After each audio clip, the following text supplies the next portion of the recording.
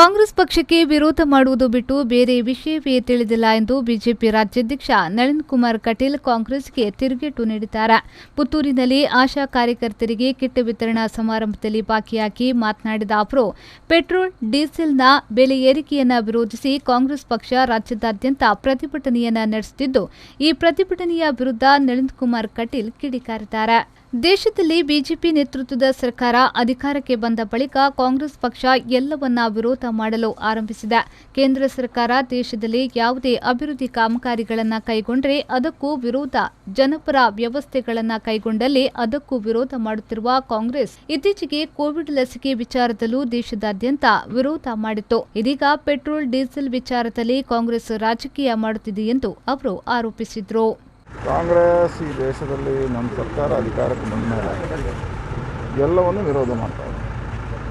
ದೇಶದಲ್ಲಿ ಮಾಡ್ತಕ್ಕಂಥ ಒಳ್ಳೆ ಕಾರ್ಯಗಳಿಗೂ ವಿರೋಧ, ದೇಶದಲ್ಲಿ ಆಗಿರ್ತಕ್ಕಂಥ ಪರಿವರ್ತನೆಗಳಿಗೂ ವಿರೋಧ. ಇದು ಕೋವಿಡ್ನಂಥ ಕಾರ್ಯದಲ್ಲಿ ಲಸಿಕೆ ಹಾಕುವಾಗ ಲಸಿಕೆಯನ್ನೇ ಟೀಕೆ ಮಾಡಿರ್ತಕ್ಕಂಥ ಕಾಂಗ್ರೆಸ್ ರಾಜಕಾರಣವನ್ನು ಮಾಡ್ತಾಯಿದೆ.